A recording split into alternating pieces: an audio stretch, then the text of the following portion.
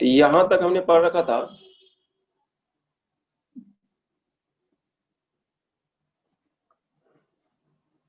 और हम लोग ए 6 पाई ईटा आर वी तक हम लोग ने देखा था ये कितना होता है किस तरह से। नाउ कुछ सवाल करो तो, जो मैंने भेजा था उसका पहले कुछ सवाल करते हैं, उसके बाद आगे बढ़ेंगे। एक ऐसा पाइप होता है, ठीक है। पाइप में कई पुपही बजाया हो आप लोग? कितने लोगों ने बांसुरी बजाया है?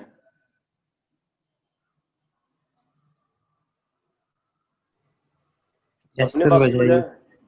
Yes sir. बांसुरी बजाते हैं ना, अलग अलग जगह पे होल कट रहता है कि नहीं? Yes sir.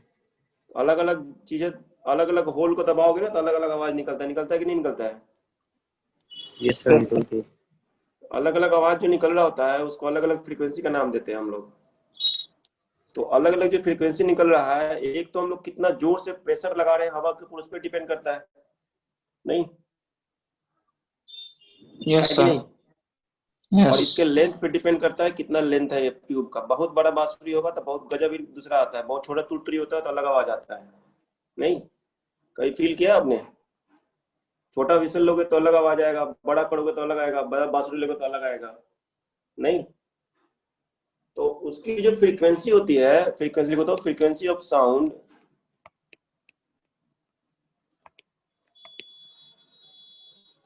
In a flute, बांसुरी, किस पे डिपेंड करेगा? लेंथ पे डिपेंड करता है, प्रेशर पे डिपेंड करता है, और एक चीज और पे डिपेंड करता है जो हमें नहीं दिखता है, वो है density of air, rho. Actually pressure exact नहीं होता है, कुछ और भी चीजें होती है प्रेशर के अलावा। डेल्टा पी होता है, लेकिन अभी चलेगा, कोई बात नहीं। डेल्टा पी और इसका दोनों का डायमेंशन सेम होता है। तो आपको बताना है कि फ्रीक्वेंसी का फॉर्मूला क्या होगा। Find the formula of frequency. तो 1/T। नहीं नहीं, बाई डायमेंशनल एनालिसिस 1/T तो है। फिर T-1। फाइंड द फ्रीक्वेंसी, नहीं नहीं वो तो है ही, इसमें निकालना लेंथ, प्रेशर और डेंसिटी के टर्म में निकालना है, okay. In terms of given quantity.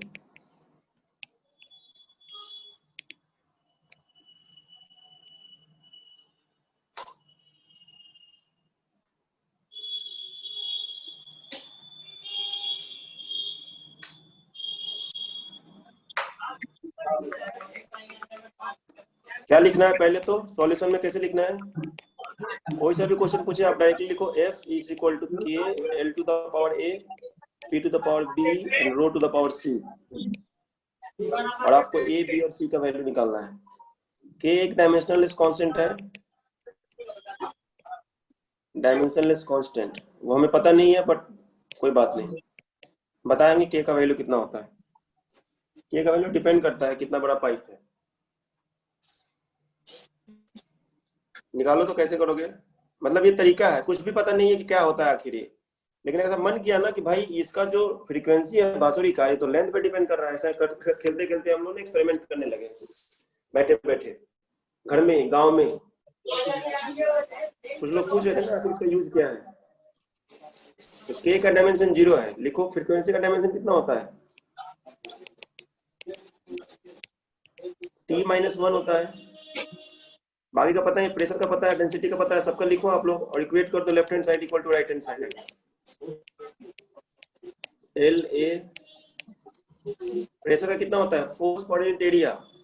Force का होता है M L T-2 per unit area -1,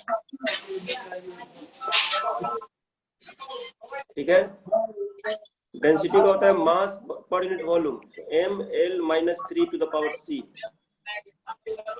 ये हो गया सी और ये हो गया बी, इक्वेट करो।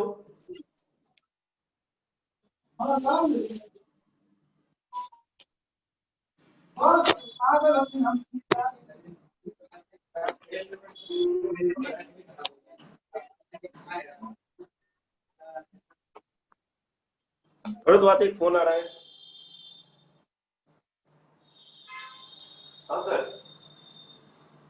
Sir, recently that student is there. No, he is not able to export 150 times. He is continuously are requesting for the KVQI test.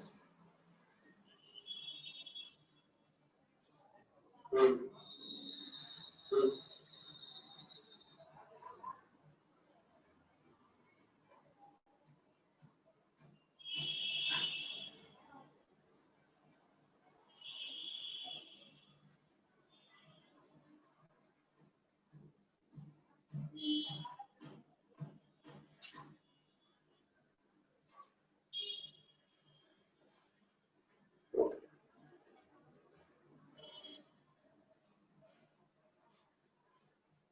Hmm.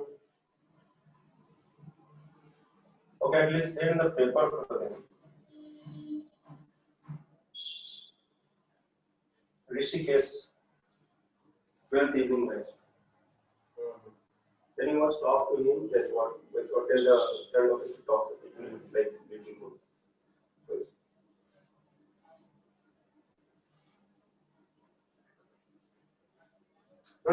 Just telling that we will provide you the question paper because already it has been done. Front of it, they are not taking the call because calling is in the morning or April or something. Once we tell him that this case is there, call him and tell that it is already being done.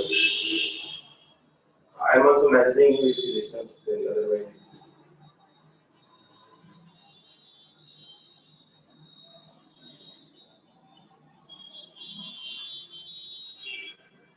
No, again, he will also disturb you also and me also. Both of them will come in the loop. Better let me get disturbed by me also.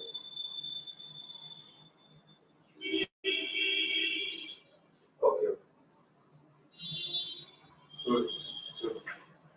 Okay. Good. What is the value of A? Anyone got the value of A? Am I audible? Yes, I sir. think I am audible. 0. A equal to how much? 0 हो You will जाएगा. get -1. B equal to आएगा half. Sir, 1 And upon C 2. will come out to be -half. Did you get? Sir मेरे B में एक half आ रहा है और एक में वैल्यू सर एक क्या बार रहा है? सॉल्व करके सो में तो हाफ आ रहा है और एक 0 आ रही है बी की वैल्यू. ऐसा क्या देखें? देखते हैं. ये टी सर कर दो आप, टी के पावर -1. एल बताओ कितना आ रहा है? एल के पावर ए माइनस बी -3c आ रहा है क्या?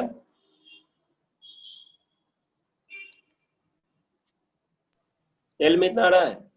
यस सर ये अच्छा, एम में बताओ कितना आ रहा है? एम में एम में आ जाएगा बी प्लस सी, नहीं, और टी में आ जाएगा आपका -2b, बस -2b. देख लो, -2b तो साफ साफ दिख रहा है कि -1 है. Minus minus cancel, b equal to half हो जाएगा. ठीक है, अब आ जाओ c equal to -half. Sorry, c देखना है अपने को. देखो कौन सा ऐसा दो टर्म है जिसमें b और दो ही टर्म है, b और c. तो b प्लस c को क्या लिख दिया मैंने? जीरो है ना, m तो है ही नहीं इसमें. c इक्वल टू हो जाएगा -हाफ. अब हमारे पास है l में a minus b minus 3c equal to 0. ठीक है,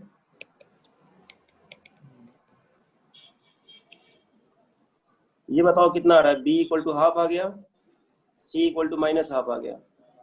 a minus half minus minus plus 3/2 equal to 0. तो देखो a इक्वल टू अपने आप -1 आ गया.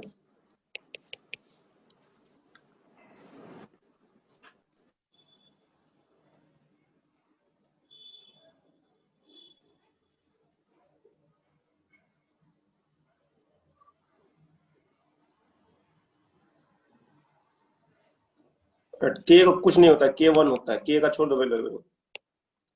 सो फ्रीक्वेंसी इक्वल टू हो जाएगा l to the power -1, p to the power half and c to the power -half. तो आप उसको लिखोगे तो ये हो जाएगा 1/L, ये हो जाएगा √P और ये हो जाएगा डिवाइडेड बाई √C। इसको आप लिख सकते हो 1/L √P बाई C करें डेंसिटी P बाई रो।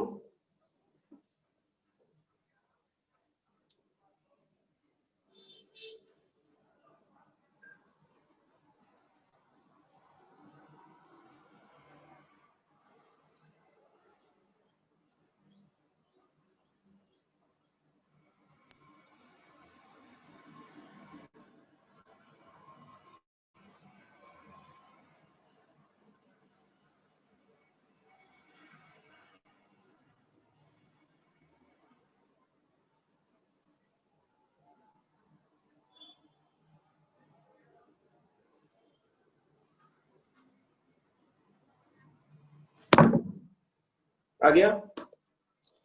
अच्छा,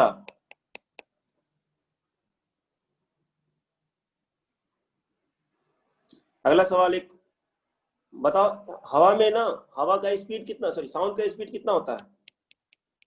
सर 330 मीटर पर सेकंड। स्पीड ऑफ साउंड कितना होता है? 330 मीटर पर सेकेंड से 340 ले लेते हैं हम लोग, ठीक है ना? ये तो कैलकुलेट किया हुआ ओके है सर। हवा में, ठीक है? इसका नाम फॉर्मूला निकालने जा रहे हैं, ठीक है? एक्चुअली जो बता रहे हैं वो थोड़ा सा डिफरेंट होता है। देखो तो speed of sound in air depends on, temperature. नहीं टेम्परेचर पे तो डिपेंड करते ही हैं, direction of air. Depends on direction of air पे भी डिपेंड करता है। नॉर्मली जब एयर का वेलोसिटी नहीं हो, pressure and density yes sir.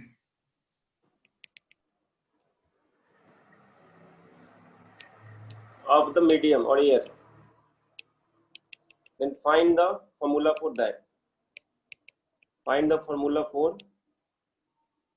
velocity of sound in air.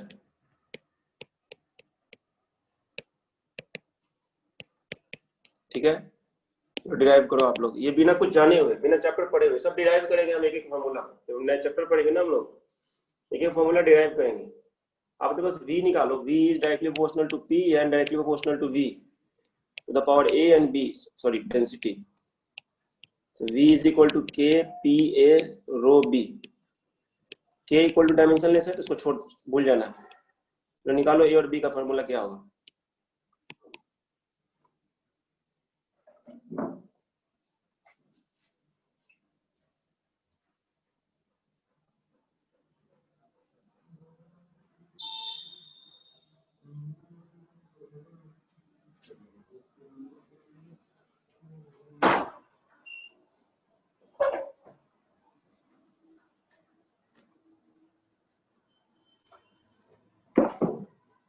क्या आंसर आया? सर अभी कर रहा हूँ। करो तो, समय दे रहे हैं।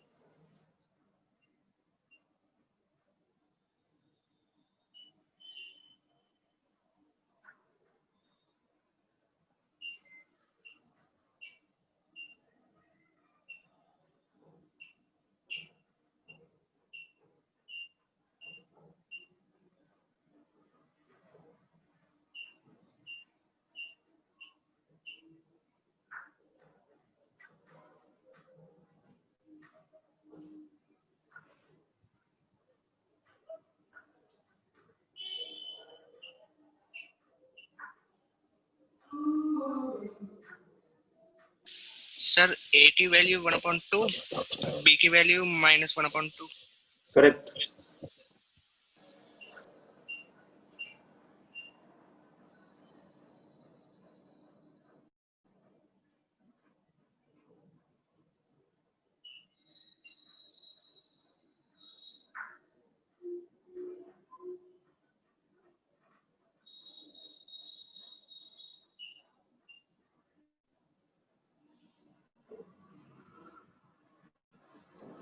Sir v equal to k under root T.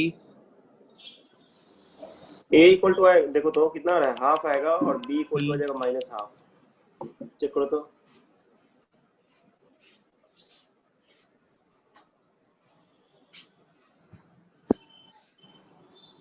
b is equal to k root p। v equal to root over p by रो।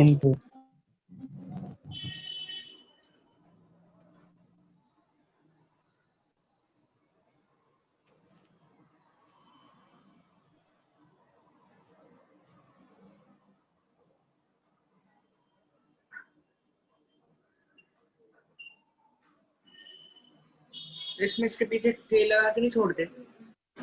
केवल k लगा के छोड़ देना है अभी। अगर पता हो तो k इक्वल टू 1 होता है, ये हम बता देते हैं। अच्छा, ये लाइन लिखनी जरूरी है कि हम k इक्वल टू 1 रख रहे हैं? हाँ, यहाँ लिखना जरूरी नहीं है, लेकिन कह सकते हो k डायमेंशनलेस कांस्टेंट। अगर पता है तो ठीक है, नहीं पता है तो कोई बात नहीं, लिख दो k is a dimensionless constant. कोई फर्क नहीं पड़ने वाला फार्मूला का, केवल फार्मूला पूछा हुआ है, एग्जैक्ट फार्मूला नहीं पूछा हुआ है। डायमेंशनलेस कांस्टेंट,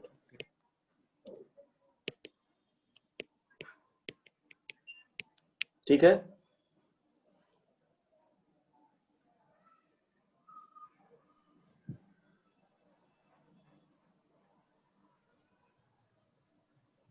सर ए की जो -1/2 आ रही है।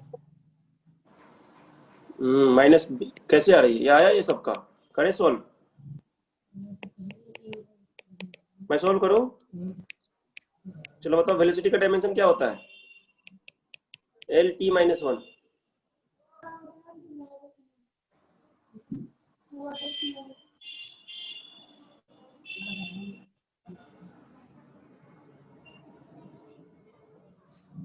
करेक्ट और नॉट? प्रेशर का डायमेंशन लिखो, बोर्ड में ऐसे लिखना है, जब भी बोर्ड लिखेंगे ना ऐसे एक एक चीज पहले लिखना है। प्रेशर का डायमेंशन कितना होता है? ml -1 t -2, m1 m-3। और डेंसिटी का हो डेंसिटी जाता का है कितना? ml-3। ml -3। पहले ये लिखना है, फिर ऐसे लिखना है। नाउ LHS हो जाएगा LT -1, एंड RHS कितना हो जाएगा? ml -1 t -2 to the power a, and then ml -3 to the power b, और इसे इक्वेट कर देना है इसको, तब मार्क्स देंगे वो बोर्ड में, नहीं तो नहीं मार्क्स देंगे। 11th क्लास में ज्यादा कोई फर्क नहीं पड़ता कितना मार्क्स आया है। तो ये आ जाएगा आपका m के पावर a हो जाएगा l के पावर -a। लेकिन 11th क्लास बहुत जरूरी है, 11th क्लास किसी भी फिजिक्स पढ़ने वालों के लिए बहुत जरूरी है, फिजिक्स या साइंस पढ़ने वालों के लिए। इसलिए 11th क्लास में मेहनत करो, 12th क्लास बहुत आसान हो जाएगा। 11th क्लास में को कैजुअल नहीं लेना है। सबसे बड़ा गलती मैंने अपनी जिंदगी में यही किया था कि 11th क्लास को कैजुअल ले लिया था मैंने। 4-5 महीना बाद समझ में आया कि सब कुछ चला गया।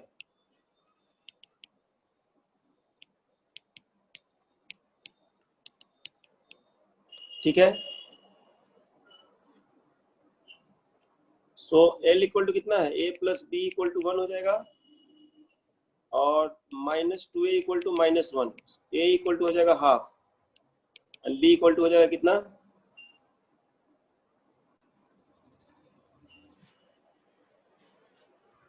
t -3 है ना ये, तो कहीं गलती हो गया क्या? -2a equal to -a equal to half, so b equal to कितना हो जाएगा? 1 माइनस हाफ।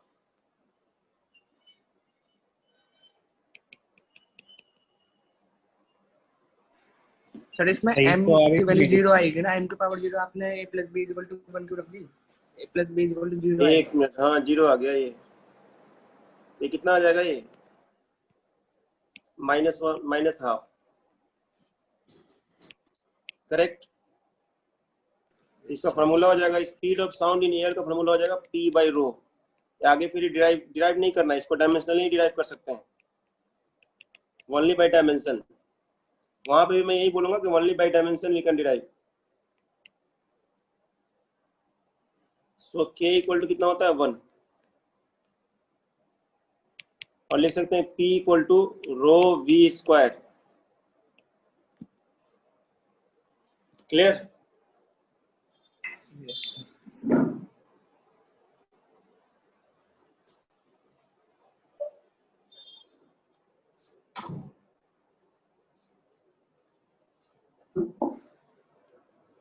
गिटार बजाया किसी ने?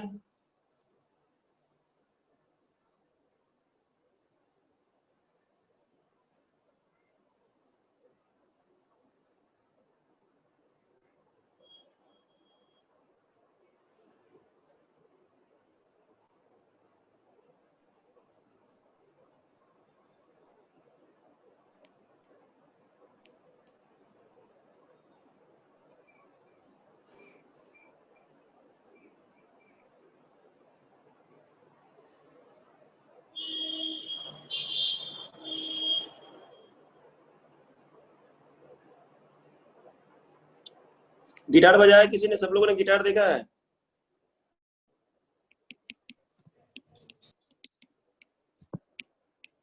गिटार वायर, सब लोगों ने गिटार देखा? Guitar, yes sir. गिटार के जो वायर्स होते हैं ना, उसको एक बार प्लग करोगे ना तो डिस्टरबेंस यहाँ प्लग करोगे यहाँ पहुंच जाता है। नहीं छुआ है किसी ने? यस छू के देखना, गिटार इधर प्लग किया जाता है यहाँ पे और डिस्टरबेंस यहाँ तक पहुंचता है। ये टाइट किया रहता है एकदम खूब टाइट। जितना टाइट करोगे ना उतना ही फास्ट डिस्टरबेंस जाएगा। नहीं ऐसा होता है कि नहीं? Yes sir. तो उसी चीज को हम लोग पढ़ने जा रहे हैं। आखिर उसकी वेलोसिटी किस पे डिपेंड करेगा? जितना ज्यादा टेंशन होगा उतना ही उसकी वेलोसिटी होगी। करेक्ट और नॉट? आपके जो वायर है ना उसको पकड़ के देखो और उसको टाइट रखोगे ना तो ज्यादा टाइट रखो। टेंशन मतलब समझो ना, फोर्स होता है टेंशन। जितना टाइट रखोगे ना आप उतना ही ज्यादा वो फास्ट भागेगा। वो दिखता भी नहीं कितना फास्ट भागा है। कोई भी वायर आप पकड़ लो, गिटार का ही नहीं, कोई सा भी वायर, जितना ही टाइट रखोगे ना उतना ही स्पीड में भागेगा साउंड डिस्टर्बेंस, है कि नहीं?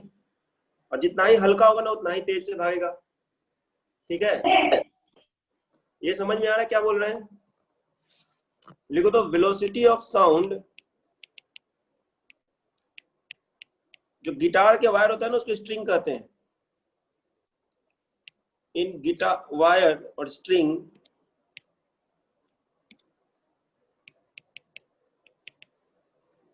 that is wire, guitar wire,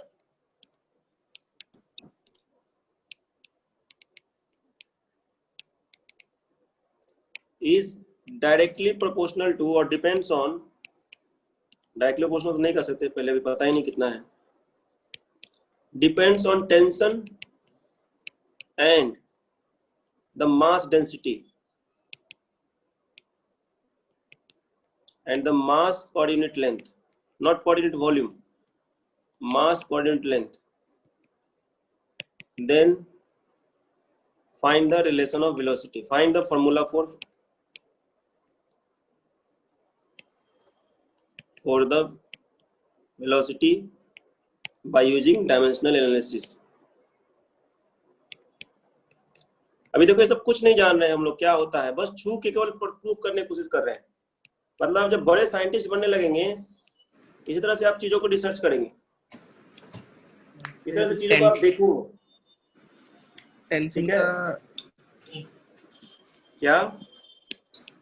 tension का फॉर्मूला, टेंशन फोर्स होता है बेटा, टेंशन इज अ फोर्स की डायमेंशन। हाँ हाँ, जो फोर्स का डायमेंशन है वही टेंशन का डायमेंशन है, mlt-2।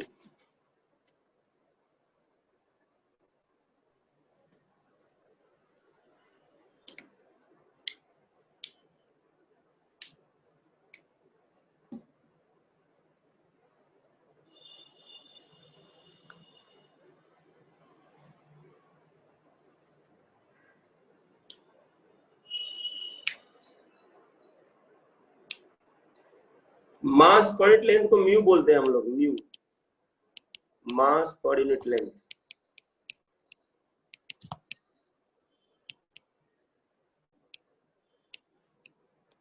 इसको लिखा जाता है मास बाय लेंथ। डायमेंशन निकालना आसान हो जाएगा आपके लिए।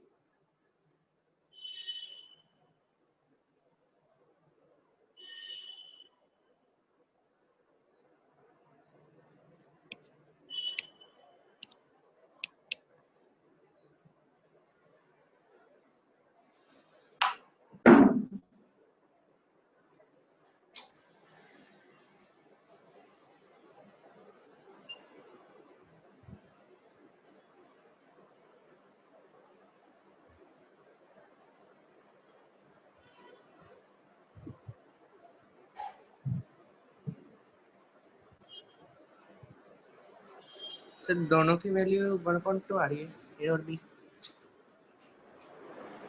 क्या हुआ? मतलब power power power power power Yes, नहीं, sir. कितना आया? सॉरी, 1.2 पहले ये लिखना है v t to the power a mu to the power b and k का कोई डायमेंशन नहीं है।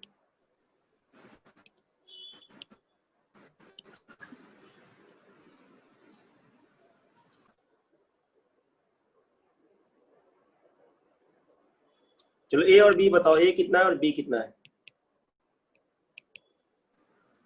सर ए और बी दोनों ही 1.2 आ रहे हैं। a इक्वल टू हाफ आएगा और b equal to again half ही आएगा, माइनस हाफ। साइन बदल दो।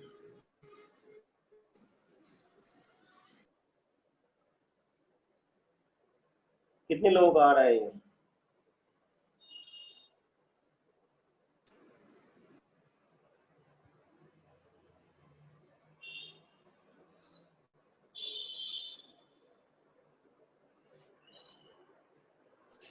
यस सर, आ गया। आ गया ना? हाँ बहुत आसान है इसको निकालना। k तो डायमेंशन लेस है तो k को रहने देंगे। k इक्वल टू ऐसे 1 होता है, बता देते हैं। l t माइनस 1, टेंशन हो ना, टेंशन को बोलते हैं t, लेकिन ये फोर्स का डायमेंशन होता है इसका। ml t minus 2 yes sir, आ गया। आ जाएगा आसानी से, कोई बड़ा है नहीं। ml minus 1 to the power b। चलो मैथ को सोल्व करना है दो।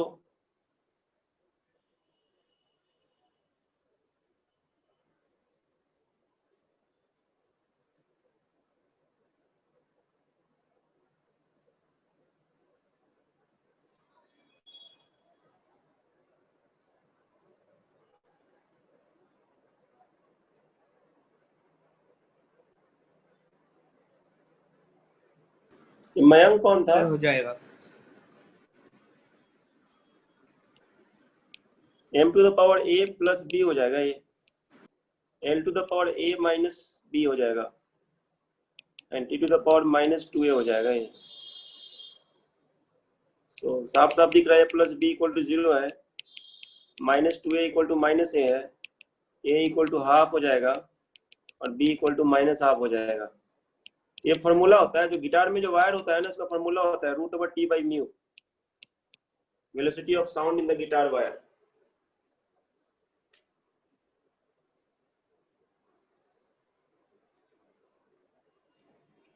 बेसिक समझ में आया करना क्या है? इसको पढ़ाया जाए तो मतलब क्या कर सकते हैं, बहुत लेक्चर पढ़ाया जा सकता है, लेकिन हम ज्यादा खींचना नहीं चाहते अननेसेसरी के। करना बस यही है। क्लियर? Yes sir. बस ध्यान रखो आप लोग, जितना भी क्वेश्चन कराया जाए कम है और जितना भी ज्यादा कराया जाए कम कराया ज्यादा है। ये मयंक कौन था भाई जो आया थोड़ा देर के लिए चला गया? पता नहीं।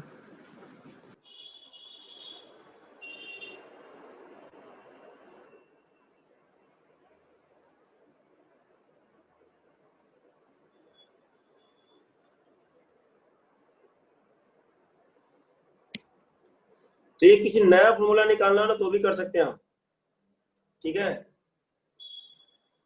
नया फॉर्मूला जब निकालना हो तो भी कर सकते हैं हम। ये इसका यूज है डायमेंशनल एनालिसिस का। एक और यूज पढ़ते हैं, उसके बाद इसको रैप अप करेंगे। जहां तक मुझे पता है आप लोग को यूनिट कन्वर्ट करने तो आता ही होगा, कैसे यूनिट एक यूनिट से दूसरे यूनिट में कन्वर्ट करना है, यस सर, आता है। वो तो आता ही Yes, होगा, sir. तो रहने देता हूं मैं।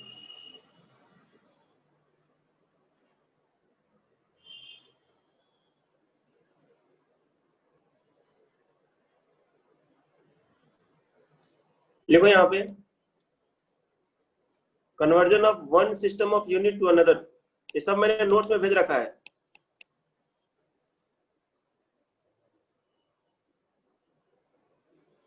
करेक्टनेस चेक कर लिया, एक रफली फॉर्मूला डिराइव कर सकते हैं। तीसरा है conversion of one system of unit to another system.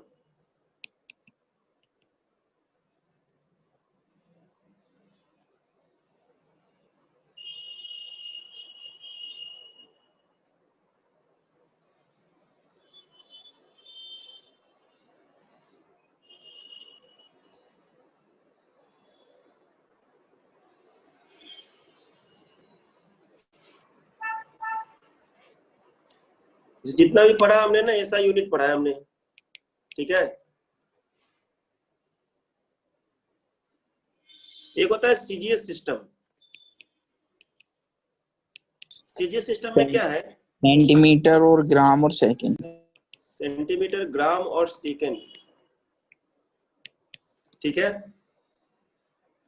Yes sir. तो हमको बताना है कि 1 न्यूटन एसआई यूनिट में कितना होगा सीजीएस यूनिट में। 1 Newton in SI unit, convert 1 Newton in SI unit, जो कि हमने पढ़ रखा है अभी। 1 Newton in SI unit into CGS system.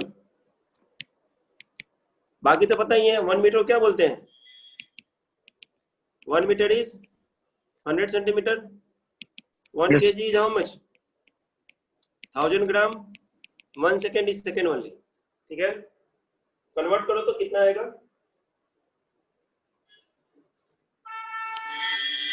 1 Newton मतलब 1 kg मीटर पर सेकेंड स्क्वायर, ठीक है। देखो मैं कर देता हूं। kg कितना हो गया? 1 into 10 to the power 3 gram. Metre कितना हो गया? 10 to the power 2 centimetre. Second का कोई सिस्टम नहीं होता है, वो 10 to the power 5 होता है ग्राम। जगह। हाँ, 10 to the power 5 gram centimetre पर सेकेंड स्क्वायर। इसको बोलते हैं डायन। Yes sir.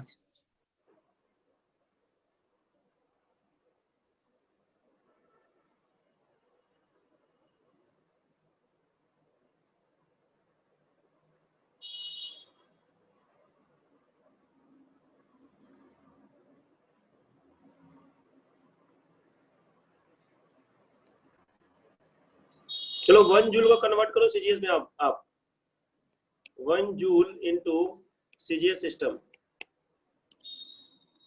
Question number 2, 1 joule into CGS system.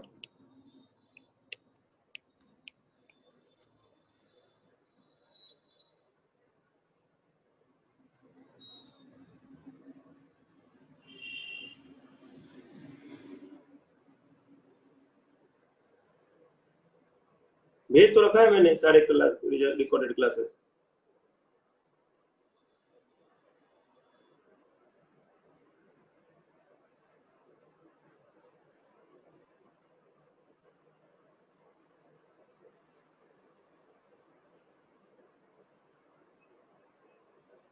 Convert करो आप लोग सीजीएस सिस्टम में।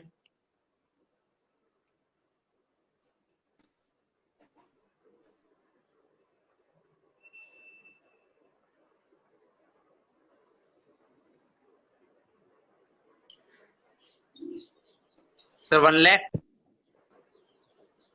सर 10 की पावर 7 सेंटीमीटर ग्राम स्क्वायर पर सेकंड स्क्वायर। हाँ, 1 जूल का ना डायमेंशन कितना होता है? ml square t minus 2। Yes sir. और इसको बोलते हैं 1 kg मीटर स्क्वायर पर सेकेंड स्क्वायर। थोड़ा देखो इसके ऊपर सोच के, शायद बन जाएगा। डिफरेंट आंसर आए। 1 kg मीटर स्क्वायर पर सेकेंड स्क्वायर।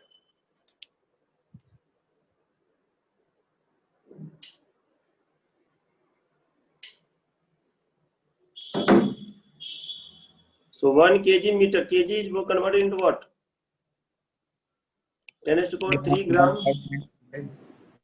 नहीं, yes sir.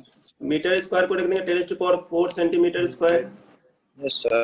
1 crore. Second to the power इतना 10 to the power 7 gram centimetre square पर सेकेंड स्क्वायर। इसको बोलते हैं अर्ग, ठीक है।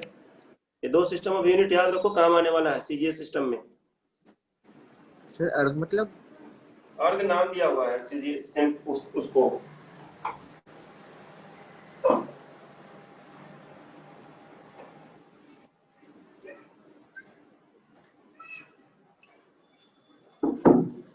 ERG, अर्ग, और कोई साइंटिस्ट का नाम है।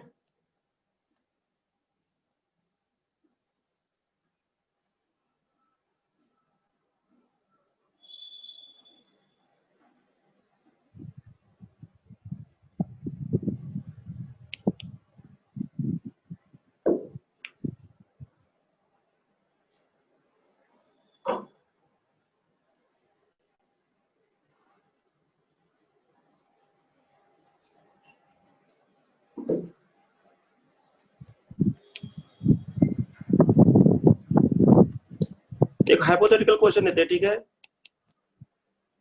इन अ न्यू वर्ल्ड, हमारे सीजीएस वर्ल्ड में क्या होता है, हमारे सीजीएस वर्ल्ड में क्या होता है कि एक मास का जो यूनिट होता है ना 100 टाइम बदल जाता है, नहीं 1 kg बिकम 1000 ग्राम बन जाता है, 1000 टाइम बढ़ जाता है। यस मीटर कितना बन जाता है, सेंटीमीटर 100 सेंटीमीटर 100 टाइम बढ़ जाता है, सेकंड सेकंड रहता है। अब एक नया नया दुनिया क्रिएट कर रहे हैं, ठीक है, इन ए न्यू वर्ल्ड और new universe, unit of mass is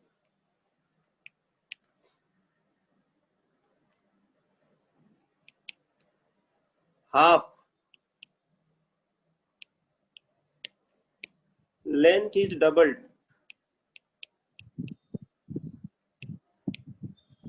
and time is also doubled, then what will be the value of 1 Newton of force in new world?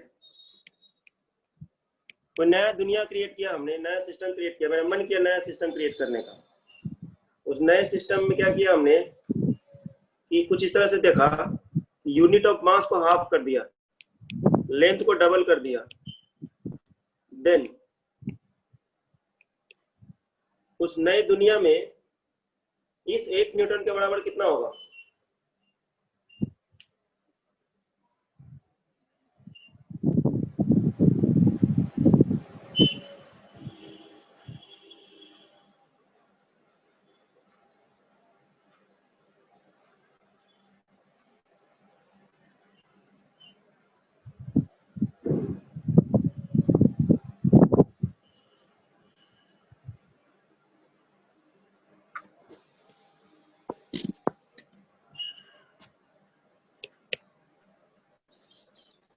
Sir 5 × 10⁶।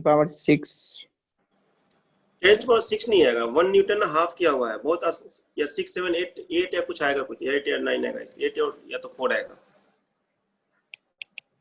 इसको लिखो, देखो 1 newton equal to how much, 1 ml t - 2, ठीक है। उसमें क्या हुआ है ना, हाफ हो गया है। अब मास कितना हो गया, m'/2 हो गया है। एक जो m, उस नए दुनिया में मास को हम लोग m' से रिप्रेजेंट कर रहे हैं, ठीक है, m' से रिप्रेजेंट कर रहे हैं, l को l' से रिप्रेजेंट करते हैं और t को t' से रिप्रेजेंट कर रहे हैं, है मास ही। क्लियर?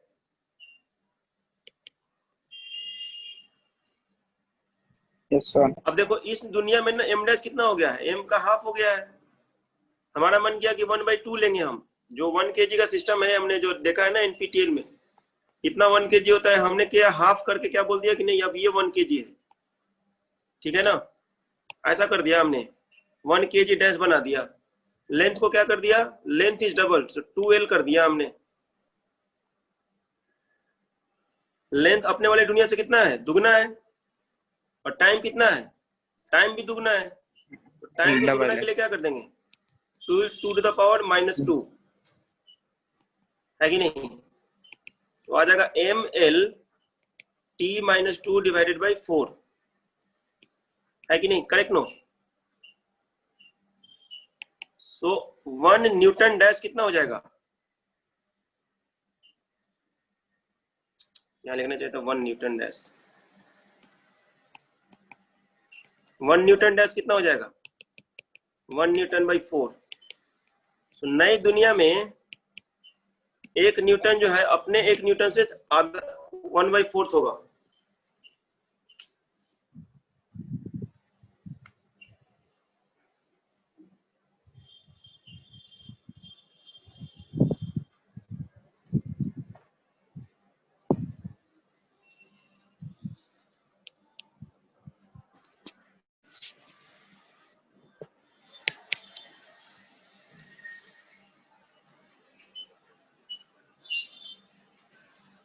और 1 न्यूटन हो जाएगा कितना 4 इंटू न्यूटन डैश, मतलब हमारे यहाँ 1 न्यूटन वहां के 4 न्यूटन डैश के बराबर होगा, ठीक है,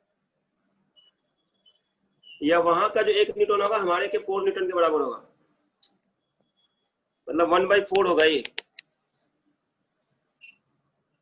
हमारा 1/4 न्यूटन वहां के 1 न्यूटन के बराबर होगा। ये समझ में आ रहा है क्या बोल रहे हैं? जैसे सर आ रहा है। सीजीएस सिस्टम में 1 न्यूटन कितना होता है 10⁵ डाइन होता है, मतलब अपना 1 न्यूटन इसके सीजीएस सिस्टम में कितने के बराबर है 10⁵ टाइम बराबर है, नहीं तो उसका 1 टाइम कितना हो जाएगा 10⁻⁵ न्यूटन हो जाएगा कि नहीं। जितना बड़ा सिस्टम का यूनिट होगा ना उसका न्यूमेरिकल वैल्यू उतना ही कम होता है, जितना ही छोटा सिस्टम का यूनिट होगा उसका न्यूमेरिकल वैल्यू उतना ही बड़ा होता है, ये ध्यान रखना है। यहां से एक चीज ध्यान रखना है, smaller the unit system obviously ये तो बट ऑब्वियस है नहीं है, larger is the numerical value and vice वर्सा।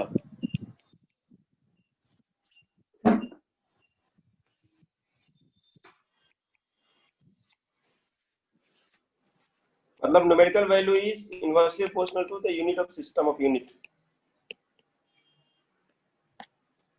तो आप लिख सकते हैं n1 u1 equal to n2 u2, quantity तो वही है, केवल न्यूमेरिकल वैल्यू लिखने का डिफरेंट है। जैसे लिख दिया हमने 1 kg, इसको लिखते हैं 10⁻³ ग्राम, फिजिकल क्वांटिटी तो सेम ही हुआ ना ये। Yes sir. ये सब बट ऑब्वियस चीजें हैं, इनसे बहुत लेंदी तरीके से कहीं ना कहीं बताया जाता है, लगता है इसे कितना कॉम्प्लिकेट कर दिया गया, कुछ है नहीं ये सब, ठीक है।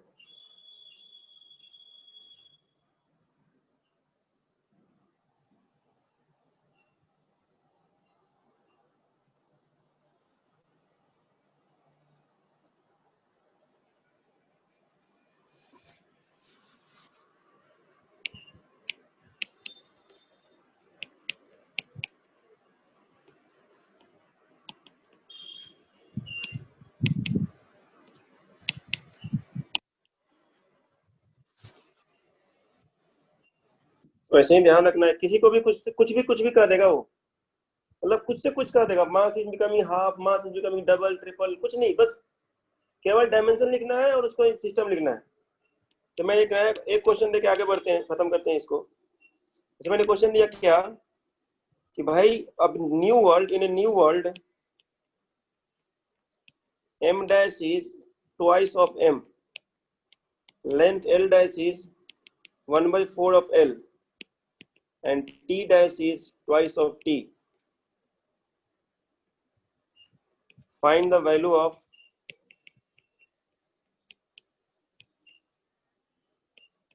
one joule in the new system of unit. केवल सेंटीमीटर और डेसीमीटर इसमें सीमित नहीं रहेंगे हम लोग, we will try to go much beyond any kind of general questions they are asking. मतलब कोई भी जनरल क्वेश्चन पूछ देते हैं, फुट पाउंड सिस्टम पूछ दिया, कोई सा सिस्टम पूछ दिया, हमें हड़बड़ाना नहीं है कि क्या हो गया, हाथ पाँव नहीं फूलना चाहिए, सिंपल सा होता है, केवल बस मल्टीप्लाई कर देना है। देखो सॉल्यूशन सॉल्व करो तो कितना आता है देखते हैं, इस बार हम नहीं बताएंगे, आपको बताना है।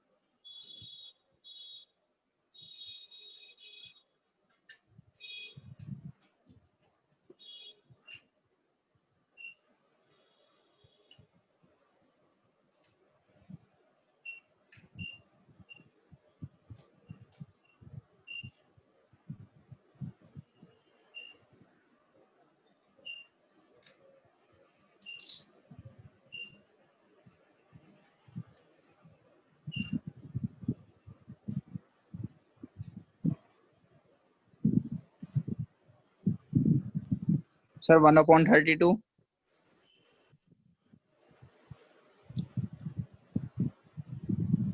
l square 64 इंटू 16 है, नहीं है 16 आएगा सर,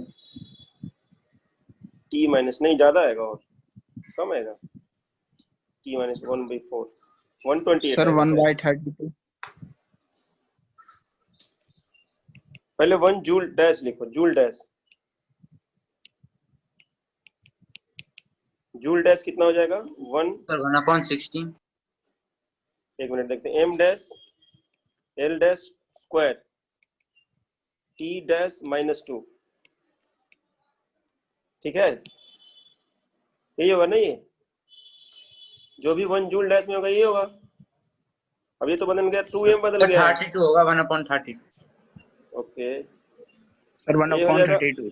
1 बाई ओहो या 16l, और ये हो जाएगा कितना 1/4 t⁻², सही है 32 1/32 जूल, मतलब 1 जूल डैश कितना हो जाएगा 1/32 जूल्स हो जाएगा, मतलब 1 जूल कितना हो जाएगा 32 2 times joule dash. Yes sir. जितना छोटा यूनिट न्यूमेरिकल वैल्यू उतना ही बढ़ गया ना इसमें, देखो तो ये वाला जूल कितना है 1/32 है ना इस जूल का, यस सर। 1 जूल ये कितना हो जाएगा 32 जूल डैश हो जाएगा। क्वेश्चन आपसे ये नहीं पूछेगा, क्वेश्चन ये पूछेगा आपसे b question, then find the value of 10 joule. पहले लिख लो सब लोग,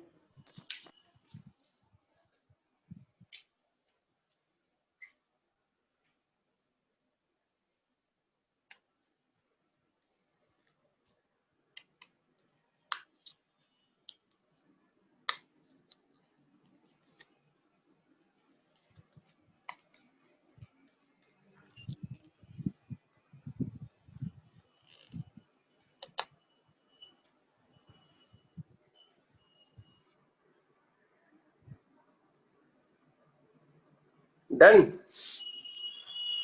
सर आपसे पूछेगा then find the value of 10 joule in new system, 10 joule in new system कितना हो जाएगा ये 1 joule, 10 joule equal to 1 joule equal to कितना है 32 joule dash, 10 10 joule will become how much 320 joule dash. 320। Clear है, समझ में आया? Yes sir. नेक्स्ट एप्लीकेशन लिखो fourth, any physical quantity can be represented by any physical quantity can be written in the form of any physical quantity can be written in the form of other physical quantity। मतलब जिसको मन करे ना जिसको लिखो आप, ये इससे ये डायमेंशनल एनालिसिस एक ऐसा तरीका है जिससे ना फिजिक्स को यूनिवर्सलाइज कर देते हैं, फिजिक्स को ना पूरे ब्रह्मांड में फेंक देते हैं, छोड़ देते हैं, कैसे सिस्टम ऑफ यूनिट तैयार किया जाता है, कैसे क्या किया जाता है, ये आइडिया देता है पूरा का पूरा। मतलब ये फिजिक्स का पूरा जिस्ट है। तो अब जब भी आप अगला चैप्टर, क्योंकि अब 10 मिनट में अगला चैप्टर स्टार्ट करेंगे, जब भी हम अगला चैप्टर पढ़ेंगे हर जगह कोशिश करेंगे कि डायमेंशनल एनालिसिस को समझते हुए आगे बढ़ना, क्योंकि ये बहुत वास्ट टॉपिक है। इसके लिए 3 लेक्चर कम पड़ेगा और 10 लेक्चर भी ज्यादा, सॉरी 3 लेक्चर भी ज्यादा है, 10 लेक्चर भी कम है। ये इंजीनियरिंग में, बड़े बड़े इंजीनियरिंग में सब चीजें यूज किया जाता है नया नया फॉर्मूला डिराइव करने के लिए। कांस्टेंट को तो के को डिराइव करते हैं एक्सपेरिमेंट कर करके। देखो क्या करना चाह रहा है, हमने ऑलरेडी लिख रखा है कि फोर्स इक्वल टू होता है मास इनटू एक्सेलरेशन, लेकिन मेरा मन कहता है कि मैं मास को लिखूं, तो मास कितना हो जाएगा फोर्स बाय एक्सेलरेशन हो जाएगा कि नहीं? Yes sir. तो हमें पता है कि अगर हमें मास को फोर्स और एक्सेलरेशन के बीच में लिखते हैं तो हमें लिखना पड़ेगा F(a⁻⁻1), यही लिखना होगा नहीं? यस सर यही। अगर हम मानते हैं कि फोर्स, मास नहीं एग्जिस्ट करता है नेचर में, मास एक डिराइव्ड क्वांटिटी है, लेकिन ऐसा तो है नहीं। मास कैसा है, इंडिपेंडेंट क्वांटिटी है। साथ जो हमने सिस्टम पढ़ा है उसमें मास इंडिपेंडेंट क्वांटिटी है कि नहीं? लेकिन आप ये मानते हैं कि मास अब डिपेंडेंट क्वांटिटी है, फोर्स इंडिपेंडेंट क्वांटिटी है, correct no? Length independent quantity है और वेलोसिटी इंडिपेंडेंट क्वांटिटी है, तो आपको रिप्रेजेंट करना है मास को इनके टर्म में। देखो तो, represent mass in terms of force, length, and anything you want. You want to tell length, velocity, you can take frequency, anything you can take. करना क्या है, मास को लिख देना है mass equal to k f to the power a l to the power b v to the power c। फिर आपको force का डायमेंशन लिखना है ml t minus 2 l to the power b and v to the power c। v का dimension कितना होता है? LT minus T. LT minus 1 1। T. ठीक है ना? 1. तो ये सब चीजें जो है ना, इसको खाली क्या करना है, मास का डायमेंशन तो मास ही होता है 1। अब आपको निकाल देना है क्या फॉर्मूला होगा, निकालो a कितना है, b कितना है, c कितना है।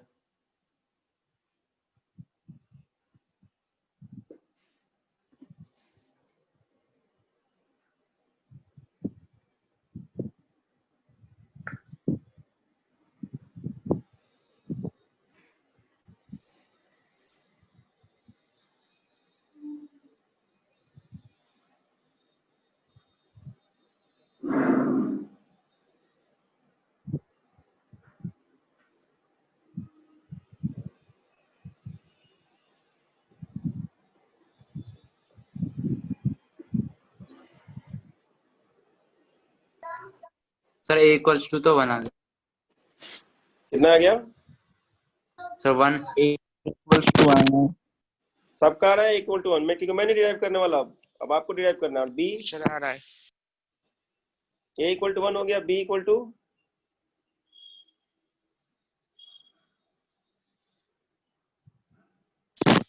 c इक्वल टू 2 आ रहा है, c इक्वल टू कितना है 2 -2। -2 सबका आ रहा है -2। अभी तो डबल सर प्रेस फिर b बनेगा, सर माइनस तो b सर 4 आ जाएगा -4। सबका आ रहा है ये सर b 4 आ जाएगा 4 सर 4 प्लस का yes sir +4 -4 सर प्लस और c -2 आ रहा है सबका। Yes sir. फिर सही होगा, मैं डिराइव नहीं करने वाला। f1 b l to the power 4 और v टू द पावर -2, ये आ गया फॉर्मूला आपका मास का, l to the power 4 v square. आप उठपटांग से कुछ भी डिराइव कर सकते हो, कुछ भी प्रूव कर सकते हो। में तो b की वैल्यू तो बना रही है, कितनी आ रही है, तो मैं निकाल देता हूँ। l के पावर a हो गया plus b plus c, t के पावर हो गया -2a माइनस c, तो -2a minus c equal to 0। -2a minus c कितना हो गया, तो a तो पता ही है ना अपने को, की वैल्यू तो 1 है, a हो गया -2 तो c -2 आ माइनस जाएगा। c तो -2 सही है। a इक्वल टू कितना आपका b 1, की निकालो a 1 प्लस तो b b की तो वो माइनस रखेंगे ना a plus b plus c equal to 0। 0, b equal to 1 आ रहा है, तो +4 नहीं आ रहा है।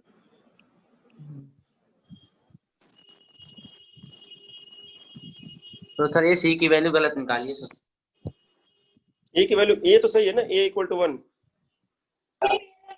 yes sir a equals to 1 सही ये तो सही है। तो c इक्वल टू -2 हो जाएगा यहाँ से,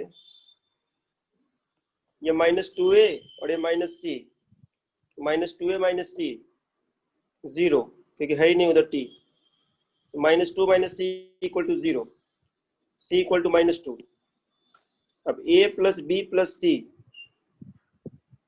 a plus b plus c equal to 0, a equal to 1, c equal to -2, b equal to 1 आ जाएगा। देख लो आप लोग एक बार, FL by V square is the mass।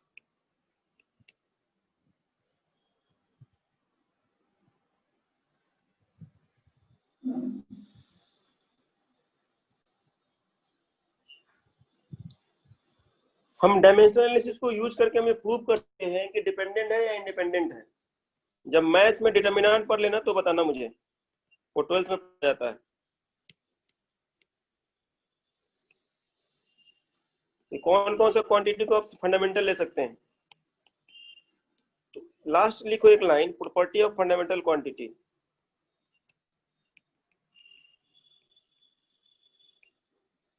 और आगे बढ़ते हैं अगले चैप्टर की तरफ। लिखना ये इंडिपेंडेंट होना चाहिए, आपस में कोई डिपेंडेंट नहीं होना चाहिए, ठीक है। इजीली एक्सेसिबल होना चाहिए।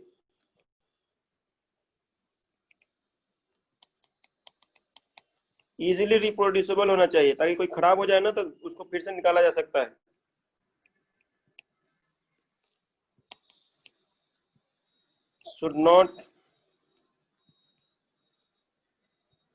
shouldn't be destructed,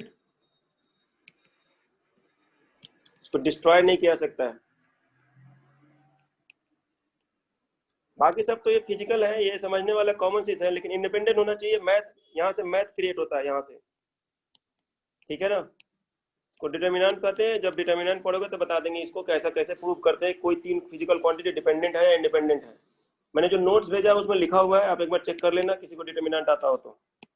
कैसे किसी क्वांटिटी को हम लोग प्रूव करते हैं कि डिपेंडेंट है इंडिपेंडेंट है। डिटर्मिनेंट का वैल्यू अगर 0 आ गया तो डिपेंडेंट होता है, नहीं 0 आया तो इंडिपेंडेंट होता है।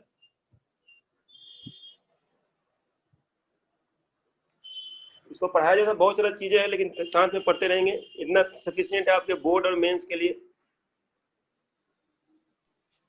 Okay sir. लिखो नेक्स्ट टॉपिक। इस पेज को मैं हटा रहा हूं, अब नया पेज लगा रहे हैं।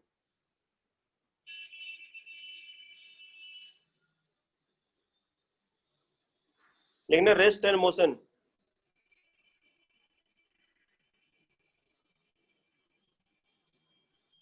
Sir motion in one dimension वाला।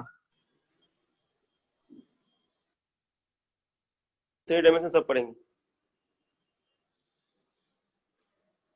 यहाँ से ना फिजिक्स से स्टार्ट हो रहा है, बीच में थोड़ा मैथ पढ़ाएंगे, मतलब लंबा चौड़ा मैथ पढ़ाएंगे। डिफरेंशिएशन इंटीग्रेशन ये भी तो है वर्नियर कैलिपर स्क्रू का दिया जरूरी है अभी पढ़ना है, बाद में कोई बाद में भी पढ़ सकते ये बाद में ही पढ़ सकते हैं, कोई दिक्कत नहीं है।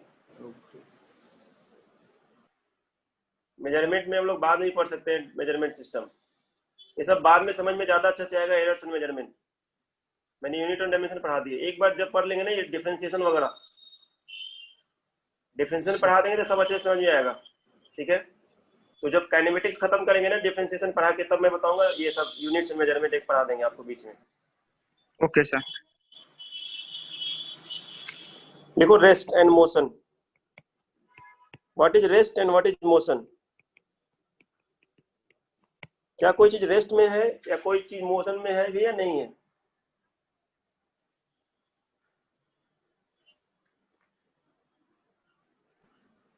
सोचो जरा, कोई चीज रेस्ट में है क्या। जैसे आप अपना मोबाइल देख रहे हैं, रेस्ट में दिख रहा है, रेस्ट में। Yes sir. उसी मोबाइल को ना चलते हुए ट्रेन में बैठ के देखो, कैसा दिखता है वो। सर मोशन में दिखता है, लेकिन सर है तो रेस्ट में। सर वो तो यहाँ पे जितना डिस्कस करना है डिस्कस करो, क्योंकि जब तक दिमाग से चीजें, क्योंकि बहुत सारी चीजें ऐसे चिपका हुआ है ना दिमाग में, जो निकालना बहुत ही मुश्किल भी है और इतना मुश्किल भी नहीं, मतलब आसान भी है। सर ट्रेन में जो फोन है वो ट्रेन में जो बैठे लोग हैं उन लोगों के लिए रेस्ट में है ना, जो ट्रेन के बाहर उनके लिए तो मोशन में है ना। हाँ वही कर रहे हैं ना, जो आपका फोन है ना रखा हुआ है टेबल पे, इमेजिन करो कि रूम में आपका ट्रेन चल रहा है, आप ट्रेन में बैठे हुए हो और टेबल पे मोबाइल रखा हुआ है। ट्रेन में बैठ के देखोगे तो सारा का सारा जो मोबाइल टेबल सब का सब क्या दिखता है, रेस्ट में, मोशन में दिख रहा होता है ना। Yes sir. सो रेस्ट, तो कोई चीज रेस्ट में नहीं है एक्चुअली, बेसिकली कोई चीज रेस्ट में नहीं है। अगर ऐसे आप देख रहे हो जैसे बैठे हुए हो, आपको ना रेस्ट में दिख रहा है क्योंकि अर्थ के रिस्पेक्ट में रेस्ट में हो। वही चीज आप आकाश में चले जाओ, मून से देखने लगो, तो मून से लगेगा ना कि अर्थ मूव कर रहे हैं, नहीं ऐसे जैसे जैसे दूर जाते जाओगे ना वैसे से लगेगा कि मूव कर रहा है सब कोई। देखोगे तो कुछ ना कुछ रेस्ट में है, तो कहीं से किसी को देखोगे तो रेस्ट में देगा, कहीं से किसी को देखोगे तो मोशन में देखेगा वो। ठीक है, यस। कोई चीज रेस्ट में नहीं है, कोई भी चीज मोशन में नहीं है, ये डिपेंड करता है कि कौन देख रहा है, देखने वाला कौन है। ये थोड़ा सा अटपटा सा देखेगा, लेकिन आपको समझना है इसे। लिखो तो, rest and motion is the combined property of object and observer.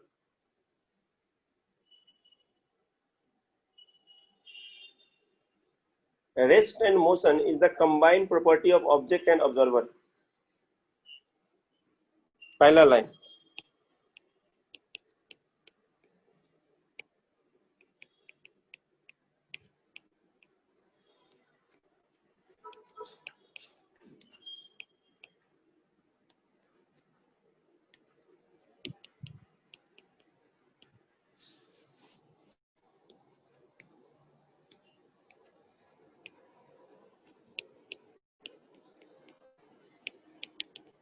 ठीक है। ये डिपेंड करता है कि कौन देख रहा है और किसे देख रहा है। ये कतई नहीं डिपेंड करता है कि कोई मूव कर रहा है भी कि नहीं मूव कर रहा है।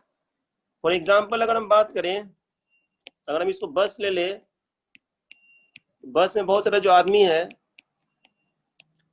Person in the bus is at rest with respect to themselves even if they are moving, even if it has a velocity with respect to ground। ठीक है, वही आदमी जो बस में बैठे हुए सब एक दूसरे को रेस्ट में दिखते हैं, लेकिन वही चीज जो सामने की ग्राउंड से देखता है तो क्या दिखेगा, मोशन में। ग्राउंड वाला क्या देगा कि पूरा का पूरा आदमी Motion में। मूव कर रहा है, मोशन में है। So rest and motion is the combined property of object and observer. It does not depends on object, it does not depends on the absoluteness of their availability, means they are not absolute term। ठीक है ना। So this is the bus that we have, this is the person with respect to ground, this is the ground। ठीक है, देखो तो rest and motion are never absolute।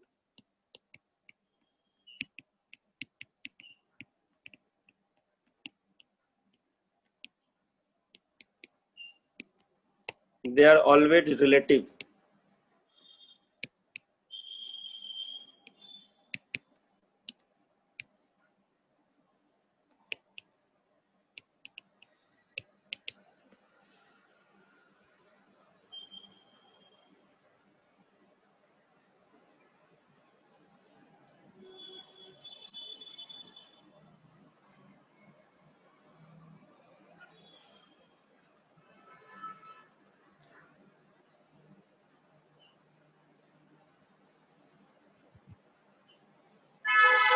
Person in the bus seems to be stationary with respect to each other। For example,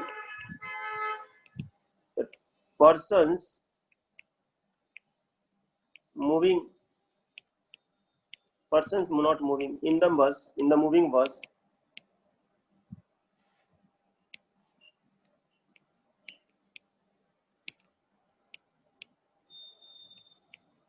are at rest with respect to each other। Sir each But- other में कौन?